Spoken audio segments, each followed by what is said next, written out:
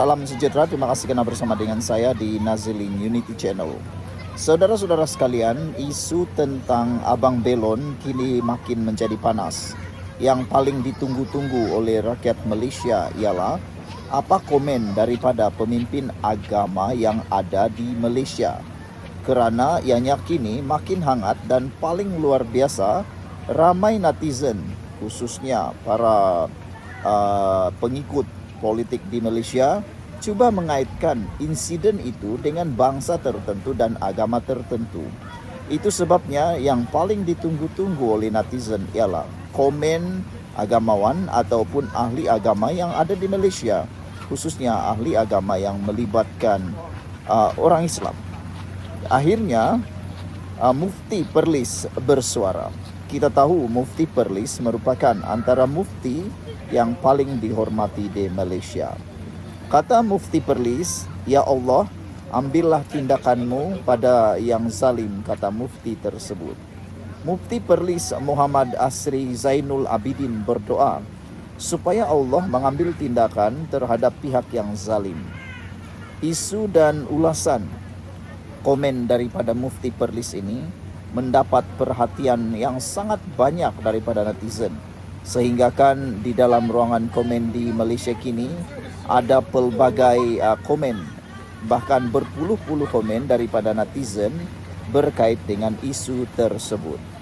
Kata Mufti Perlis, doa itu dititipkan bersama video seorang penjajah belon terlibat dalam pergelutan dengan penguatkuasa Dewan Bandaraya Kuala Lumpur DBKL menjelang tengah malam pada Jumaat.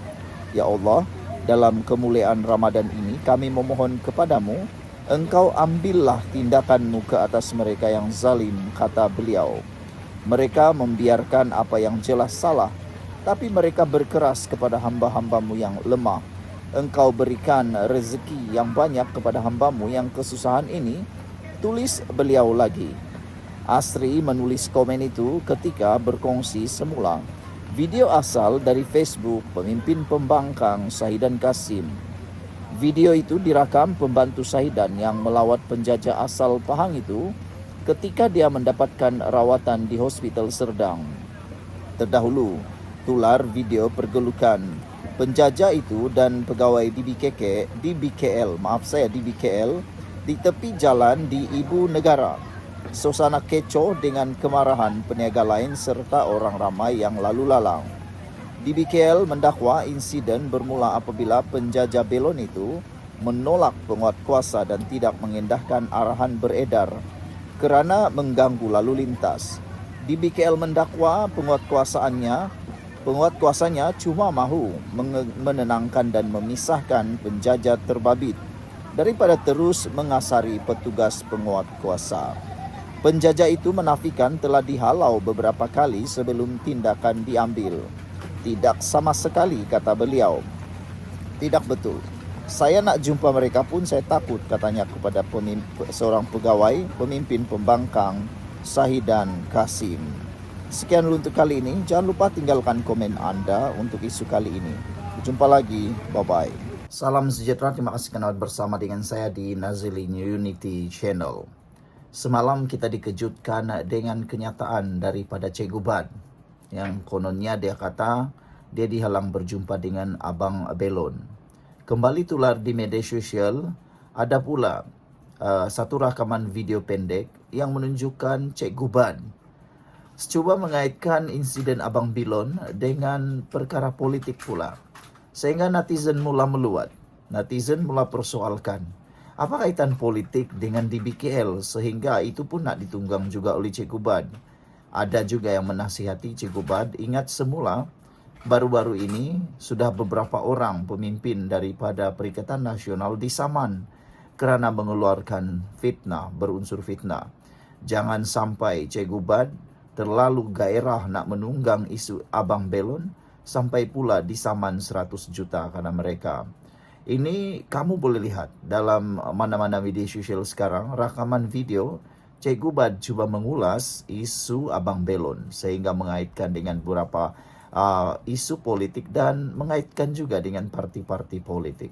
Saudara-saudara sekalian, Itu cerita tentang Cikgu Bad yang mungkin berkemungkinan akan kena saman pula oleh DBKL.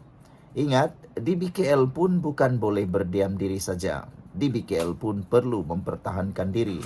Silap-silap hari bulan, Cikgu Bad boleh bermasalah besar selepas ini kalau dia terciduk, tersalah cakap ataupun mengeluarkan satu kenyataan yang berunsur fitnah. Hari ini pula, kita dikejutkan dengan kenyataan kabar angin. Kononnya Abang Belon adalah bukan warga negara, tetapi kenyataan itu sudah dijawab. Abang Belon kata dia daripada Pahang, dia rakyat Malaysia dan dia sah orang Malaysia. Dan yang menjadi tular juga di media sosial ialah dakwaan kononnya Abang Belon menipu. Ada yang kata, betulkah Abang Belon ni patah tulang rusuk ke atau patah tulang belakang, kata mereka. Kerana bila dilihat dalam gambar-gambar yang tersebar luas berjumpa dengan pemimpin-pemimpin politik, mereka kata kelihatannya macam tak patah pula, kata mereka. Tapi kita rasalah kan Abang Belon mungkin memang kesakitan, cuma tak pastilah sejauh mana seriusnya patah tulang belakang itu. Hanya doktor yang tahu. Tunggulah apa yang boleh disampaikan oleh doktor. Baiklah, yang menjadi isu hari ini ialah apabila Dr. Akmal Saleh mengucapkan terima kasih kepada DBKL tentang tindakan DBKL sudah menggantung 3 orang penguatkuasa yang dipercayai mengasari Abang Belon. Dr. Akmal berpuas hati dengan tindakan itu, tetapi Dr. Akmal kata tindakan mahkamah tetap diteruskan. Inilah isu yang sekarang ini netizen cuba menasihati Abang Belon. Kata mereka, Abang Belon kena berhati-hati. Jangan sampai beliau terperangkap dalam dunia politik. Jangan sampai Abang Belon jadi bahan dalam dunia politik pula, kata mereka. Orang politik ni apa saja dia akan guna untuk kebaikan politik. Bukan sekadar Akmal Saleh, bukan sekadar Cikgu Bad, tapi semua orang yang berkepentingan akan menggunakan isu ini. Itu sebabnya netizen menasihati Abang Belon hati-hati. Pertama, kata mereka kalau nak melihat pada isu ini, kata mereka kalau DBKL dah sanggup menanggung kos rawatan, sudah banyak bantuan-bantuan yang mencurah-curah rezeki kepada Abang Belon, dan 3 pegawai yang terlibat dipercayai mengasari Abang Belon itu pun sudah diberi tindakan, direhatkan. Apalagi sebenarnya yang mereka mahu. Kerana tindakan membawa isu ini ke mahkamah bukan satu tindakan yang mudah. Mungkin Abang Belon tak tahu apa-apa tentang prosedur di mahkamah. Abang Belon kena tahu, kalau masuk mahkamah, kosnya itu bukan murah. Bukan murah. Para peguam yang terlibat ini, mereka sengaja mahu ambil isu ini. Kenapa? Mereka ni nak bantu. Tapi biasalah, peguam ni nak cari isu. Peguam ni nak cari yang namanya kes. Kalau tak ada kes, tak adalah kerja mereka kan. Jadi Abang Belon perlu faham, masuk mahkamah tu bukan mudah. Dia perlu kos. Walaupun mungkin diberi percuma oleh pasukan peguam-peguam yang datang nak jadi hero bantu ni. Tapi bukan semuanya mudah. Abang Belon kena tahu dia perlu turun naik mahkamah. Turun naik mahkamah tu bukannya percuma, perlu kos. Sudah turun naik mahkamah, yang dilawan oleh Abang Belon ini bukan orang biasa. Ini DBKL, Dewan Bandaraya Kuala Lumpur, yang juga punya pasukan peguam yang bukan calang-calang. Pasukan peguamnya pun hebat-hebat. Jadi nak menang atau kalah belum tentu. Pertama. Kedua, kalau dia menang pun sama juga ceritanya panjang. Kena DBKL boleh merayu sehinggalah ke Mahkamah Persekutuan. Kalau begitu berlaku, Abang Belon akan lebih terganggu hidupnya. Itu yang Abang Belon kena tahu. Itu sebab ada nasihat daripada netizen, kata mereka, selesai sajalah secara aman. Tak payahlah ikut nasihat-nasihat ahli politik nih yang nak masuk sampai mahkamah. Kata mereka, karena Abang Belon mungkin tak tahu apa-apa tentang prosedur mahkamah yang menjerihkan. Nanti las-las mohon maaf pula. Itulah yang ditakuti oleh para netizen. Mereka nasihati Abang Belon, sudahlah. Mereka kata terima saja perdamaian daripada DBKL. Jangan sampai bawa lagi ke mahkamah, kata mereka. Yang kedua, itu yang pertama tadi. Belum tentu akan selesai mudah kerana mahkamahnya terlampau panjang dan belum tentu menang. Kalau Abang Belon menang, bagus. Tapi kalau dia kalah, macam mana? Adakah akan merayu lagi sampai ke Mahkamah Persekutuan? Itu pertama. Yang kedua, membawa isu ini sehingga ke mahkamah akan menelanjangkan segala hal. Semua perkara akan ditelanjangkan. Tiada satu pun yang akan tertutup.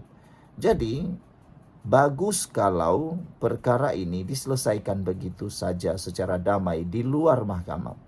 Karena dalam mahkamah nanti, betullah peguam yang mengatakan semuanya akan terlonde, semuanya akan terkantoi. Yang terkantoi itu pula kita tak tahu. Adakah penguatkuasa ini yang akan terkantoi ataukah Abang Belon itu yang pula yang akan terkantoi? Karena dalam isu ini DBKL dah bagi tahu mereka dah beri amaran 3 kali. Tapi Abang Belon kata dia tak pernah terima amaran. Jadi perkara-perkara seperti itulah yang mungkin akan terkantoi di mahkamah nanti. Silap-silap hari bulan. Nanti kalau terkantoi pula silapnya nanti, Abang Belon yang sekarang ini dah jadi hero. Nanti pula kalau ada benda yang terbongkar di mahkamah, dia mungkin tak boleh jadi hero lagi. Jadi kata netizen, bagus terima sajalah perdamaian dengan DBKL. Tak perlu bawa ke mahkamah, kata mereka. Itu antara isu yang netizen cuba nasihati Abang Belon. Kata mereka, jangan terpengaruh sangat dengan pembawaan ahli-ahli politik ini yang cuba menunggang kamu, kata mereka. Cukup sudah, terlalu banyak sudah bantuan yang diterima dan rezeki pun dah melimpah-limpah.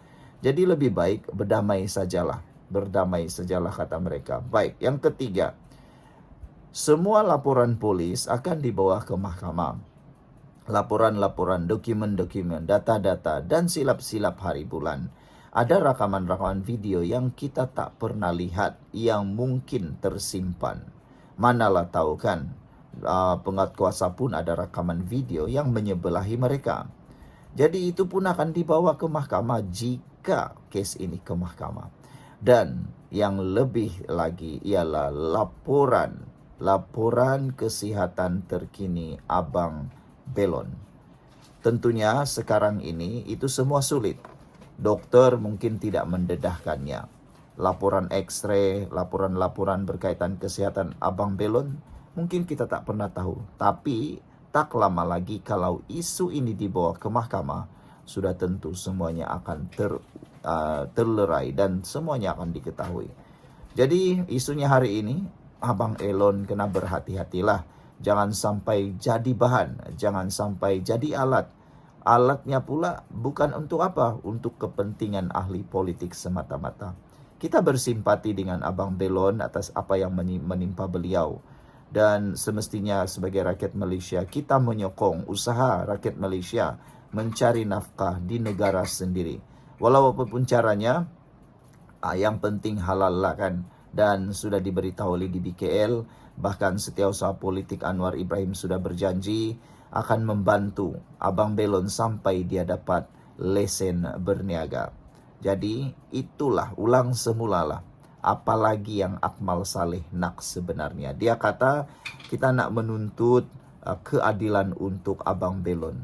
Persoalan netizen ialah apa maksud keadilan untuk Abang Belon bagi Akmal Saleh.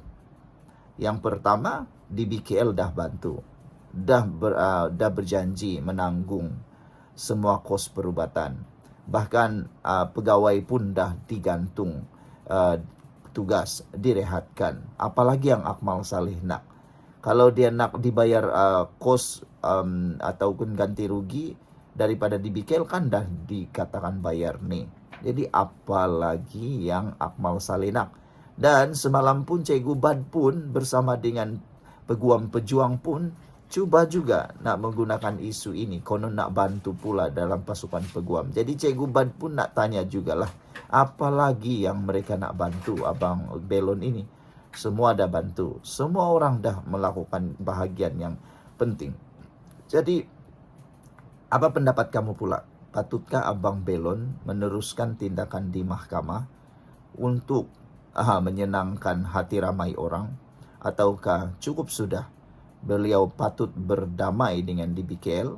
Kerana lebih baik berdamailah. Jangan panjangkan isu yang sepatutnya mudah itu. Abang Belon pun kena tahu, dia berniaga tanpa lesen. Silap-silap hari bulan, kalau kes ini ke mahkamah, dia bukan saja tak boleh menang, tapi mungkin akan disaman pula.